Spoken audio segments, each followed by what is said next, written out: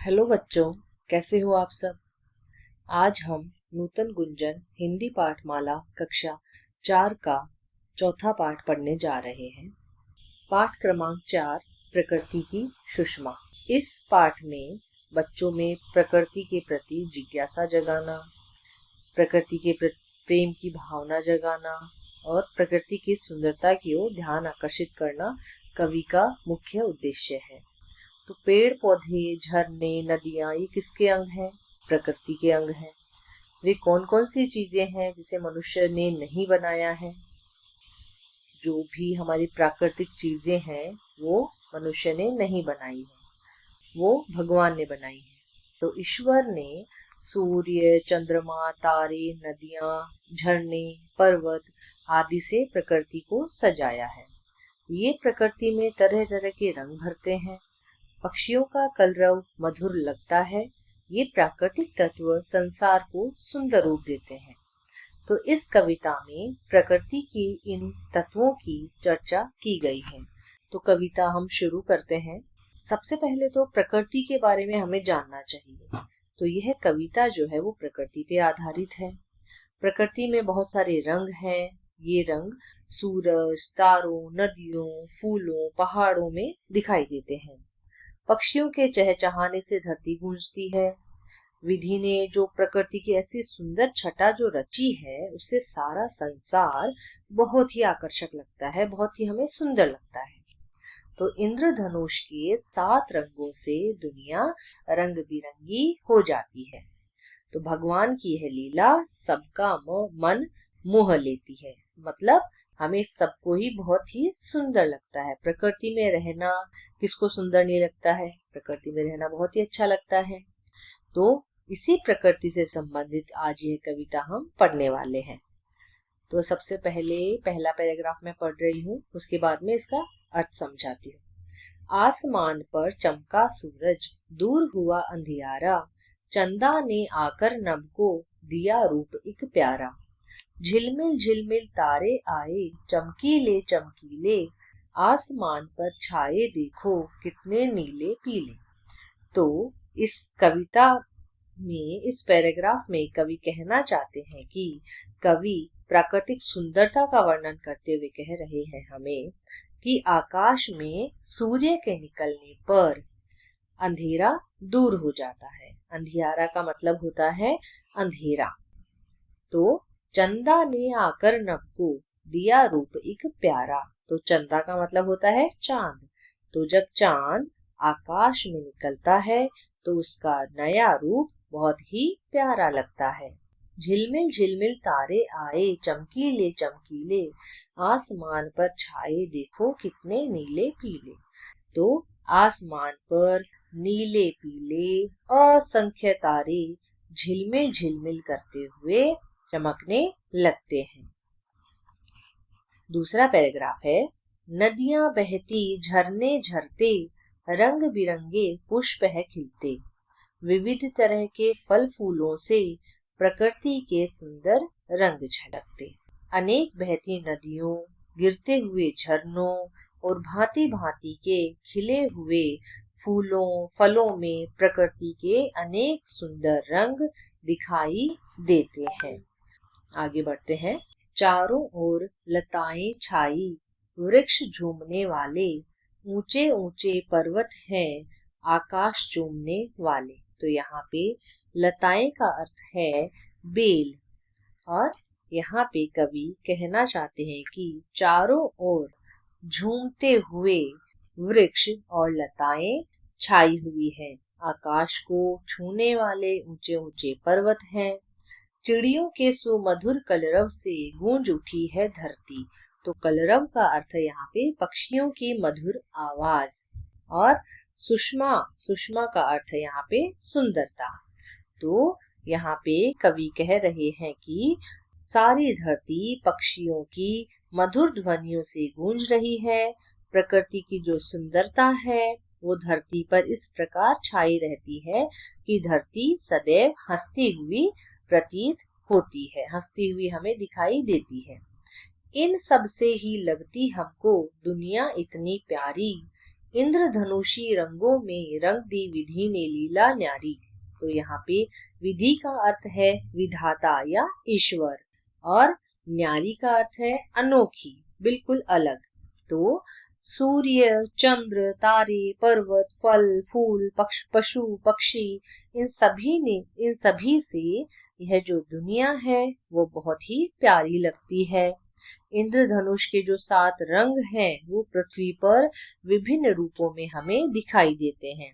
प्रकृति की ऐसी छटा, ऐसी अनोखी छटा जो है वो विधि ने रची है, और विधि मतलब ईश्वर ने रची है, जिससे कि सारा संसार बहुत ही आकर्षक लगता है। तो आपको कविता समझ में आई होगी। आगे हम बढ़ते हैं प्रश्न उत्तर की तरफ। यह कविता आपको एक बार पढ़नी है। सबसे पहले हम शब्द अर्थ देखते हैं। कविता में जो भी कठिन शब्द आए हैं उनका अर्थ। अंधियारा, अंधेरा। नभ, आकाश। विविध, कई तरह की। प्रकृति, कुदरत या नेचर। लताएं, बेलें यानी क्रीपर्स। कलरव, पक्षियों की मधुर आवाज। सुषमा, सुंदरता।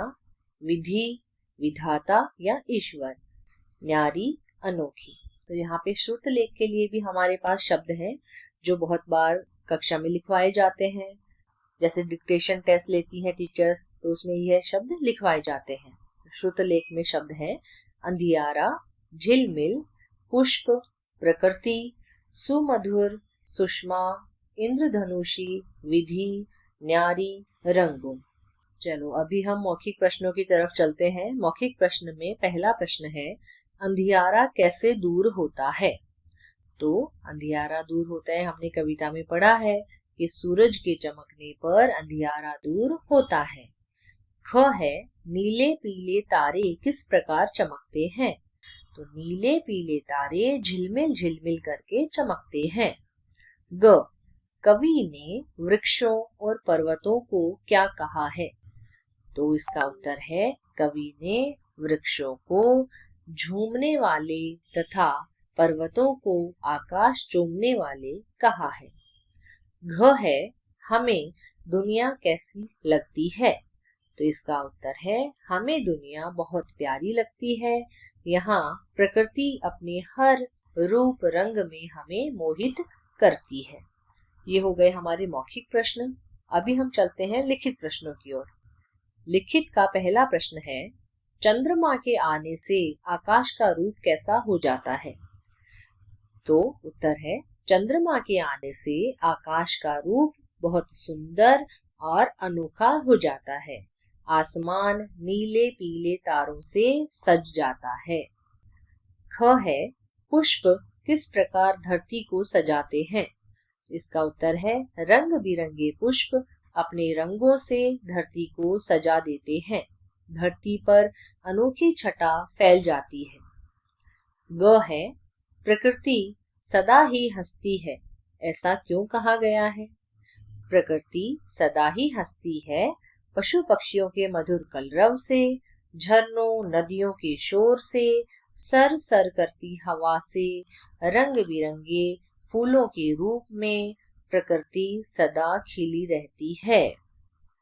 अभी घ वाला प्रश्न है कविता की इन पंक्तियों को पूरा करो। तो आपकी किताब में कविता की पंक्तियां दी गई हैं। नदियां बहती, झरने झरते, रंग बिरंगे पुष्प हैं खिलते, विविध तरह के फल फूलों से प्रकृति के सुंदर रंग झलकते। अभी हम चलते हैं सही उत्तर पर सही का निशान लगाओ। पहला है किसके चमकने से अंधियारा दूर हो जाता है। तो आपकी किताब में ऑप्शंस दिए गए हैं तारों के, सूर्य के, प्रकाश के, दीपक के। तो जब सूर्य आता है आकाश में तो अंधेरा दूर हो जाता है। ख है प्रकृति के सुंदर रंग प्रकट होते हैं। कहाँ प्रकट होते हैं? फल फूलों से। ग है इस कविता के लिए सबसे सही शीर्षक है। क्या शीर्षक सबसे सही है? प्रकृति, क्योंकि इसमें सारा नेचर से रिलेटेड हमें बताया गया है कि प्रकृति कितनी सुंदर है, किनसे वो सुंदर दिखती है, वो सारा। फिर है सोचकर लिखिए का प्रश्न है प्रकृति को सुंदर बनाए रखने के लिए आप क्या क्या कर सकते हैं? तो इसको आपको अपने शब्दों में जवाब देना है। ठीक है, तो यहाँ पे आप कितना भी लिख सकते हो प्रकृति के बारे में। तो प्रकृति को सुंदर बनाने के लिए हम कूड़े को इधर उधर फेंकने के बजाय कूड़ेदान में फेंकेंगे, ये हम सबको पता है। अधिक से अधिक वृक्षारोपण करें, जल प्रदूषण, वायु प्रदूषण को नियंत्रित करें और सबको बोलें कि वृक्षारोपण करें। सबको बोलें कि ज्यादा से ज्यादा पेड़ लगाएं। अभी हम चलते हैं पाठ के नीचे का जो भी व्याकरण है भाषा से का पहला प्रश्न। इन शब्दों के लिए कविता में से ही दूसरा उपयुक्त शब्द खोजो और लिखो। तो पहला है सूर्य। सूर्य का कविता में दूसरा शब्द आया है सूरज। अंधकार, अंधियारा। सरिताएं, नदियां। सुमन, फूल। पेड़, वृक्ष। कुदरत, प्रकृति। हमेशा, सदा, अंबर, आकाश। इन शब्दों को आप पर्यायवाची शब्द भी कह सकते हैं।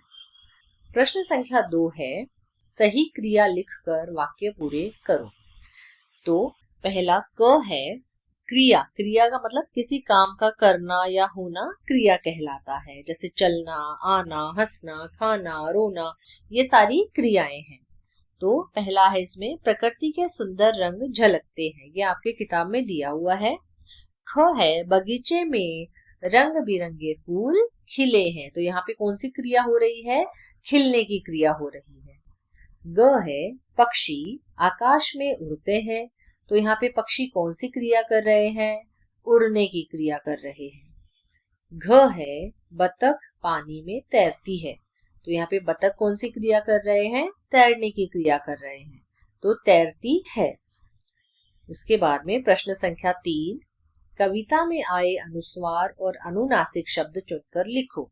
तो अनुस्वार और अनुनासिक शब्द हम पहली क्लास से पढ़ते आए हैं, फर्स्ट क्लास से। वहां पे हमें सिखाया जाता है अनुस्वार की कौन सी मात्रा होती है, अनुनासिक की कौन सी मात्रा होती है, वो किन शब्दों पे लगती है। तो यहाँ पे अनुस्वार वाले शब्द हमने कविता में से छांटे हैं, रंग, चंदा, सुंदर, बिरंगे। और अनुनासिक वाले शब्द हैं ऊंचे, अंधियारा, नदियां, गूंज।